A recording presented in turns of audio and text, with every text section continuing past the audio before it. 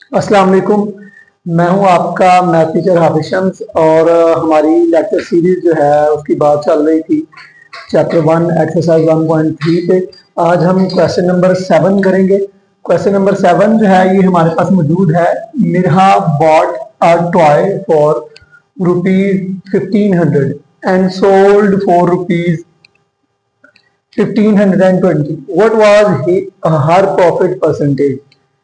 मिन्हा ने एक खिलौना खरीदा है जो 1500 रुपए का है, यानी उसकी जो कीमत खरीद है वो 1500 रुपए है और कीमत फरोख्त जो है वो 1520 रुपए है। What was her profit percentage?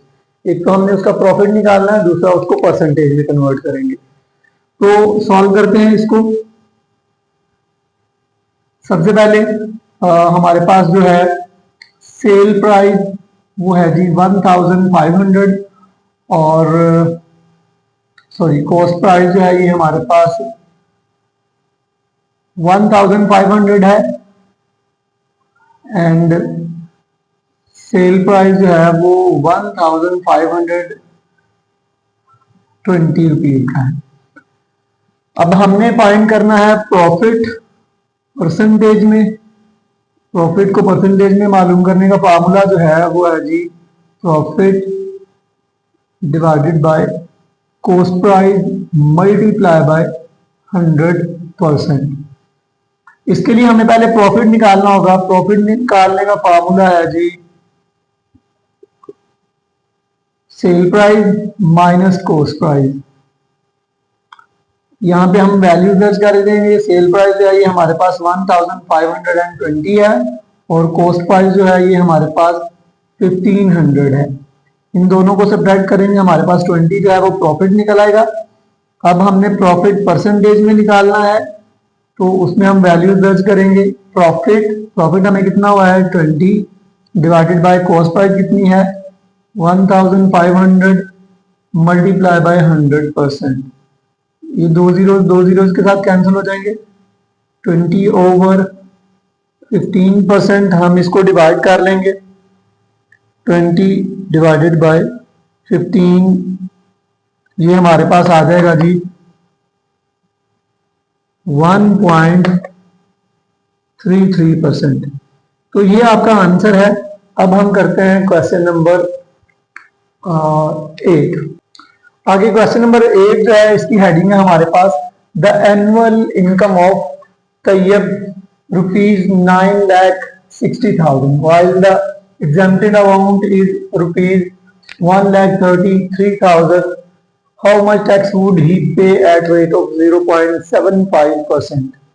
कह रहा है कि तैयब जो है उसकी हमारे पास एनुअल आमदनी जो है, सालाना आमदनी जो है वो 9,60,000 रुपए है और जो उसके अखराजात हैं वो 1,30,000 है। हमने जो रकम है उसके पास जो इनकम है उस पर 0.75% के हिसाब से जो टैक्स है वो फाइंड करना है। सॉल्व करते हैं इसको। Annual income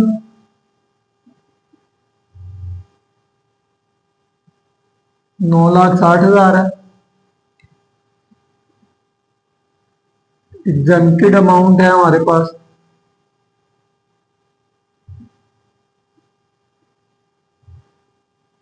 $1,30,000। सब पहले हम रिमेनिंग अमाउंट निकालेंगे, फिर उस पर टैक्स देखेंगे कितना बनता है। रिमेनिंग अमाउंट निकालने के लिए हमने टोटल अमाउंट में से जो एग्जेम्प्टेड अमाउंट है उसको माइनस कर देना है। 9,60,000 में से 1,30,000 माइनस करेंगे तो हमारे पास 8,30,000 रुपए बाकी बचेंगे। ये रिमेनिंग अमाउंट है। अब इस पर हमने टैक्स निकालना है। टैक्स अमाउंट देखेंगे कितनी बनती है इस पर। तो जो टैक्स की परसेंटेज है उसको हम मल्टीप्लाई कर देंगे रिमेनिंग अमाउंट के साथ।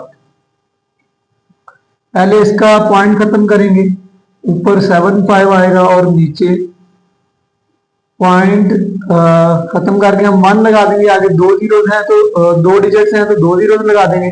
परसेंटेज खत्म करेंगे तो परसेंटेज का भी 100 आ जाएगा बटे के नीचे 8,30,000। अब यहाँ से 2 जीरो ये कैंसिल और 2 जीरो ये वाले कैंसिल, बाकी हमारे पास बचेगा 75 मल्टीप्लाई 83। इन दोनों को हम मल्टीप्लाई कर देंगे, हमारे पास जो टैक्स की अमाउंट है वो आ जाएगा 6225 रुपीज। ये इसकी अमाउंट पर लगने वाला टैक्स है। आगे हम क्वेश्चन नंबर 9 शुरू करते हैं। जी स्टूडेंट्स, आगे क्वेश्चन नंबर 9 है। इसकी स्टेटमेंट हमारे पास लिखी हुई है, find compound markup on ₹3,75,000 for 1 year at the rate of 14% compounded markup annually. यानी हमने मार्कअप मालूम करना है 3,75,000 की रकम पर, जिसको हर साल 14% के हिसाब से मार्कअप लग रहा है। तो सॉल्व करते हैं इसको। प्रिंसिपल अमाउंट जो है वो हमारे पास गिवन है, जो कि है 3,75,000 और रेट जो है ये हमारे पास है जी 14% और टाइम जो है वो है जी 1 year। हमने कंपाउंड मार्कअप जो है ये फाइंड करना है। कंपाउंड मार्कअप कैलकुलेट करेंगे। कंपाउंड मार्कअप निकालने का फार्मूला जो है ये है हमारे पास principal amount multiply rate multiply time. यहाँ पे वैल्यू दर्ज कर देंगे। प्रिंसिपल अमाउंट हमारे पास है 3,75,000 मल्टीप्लाई रेट है जी 14% और टाइम है 1। 3,75,000 मल्टीप्लाई 14% इसकी खत्म करेंगे, नीचे 100 आ जाएगा। 1 के साथ मल्टीप्लाई करने से यही रकम रहेगी, 2 जीरोज कैंसिल, तो ये हमारे पास आएगा जी 3,750 मल्टीप्लाई 14। इन दोनों को मल्टीप्लाई कर देंगे, 3,750 मल्टीप्लाई 14, तो हमारा आंसर आ जाएगा जी ₹52,500। तो इस रकम पर एनुअली जो मार्कअप लग रहा है वो 52,500 है। इसके साथ ही आपकी एक्सरसाइज 1.3 कंप्लीट हो चुकी है। चैप्टर नंबर 1 की इतनी ही एक्सरसाइज थी। आगे हम रिव्यू एक्सरसाइज अगले लेक्चर में शुरू करेंगे।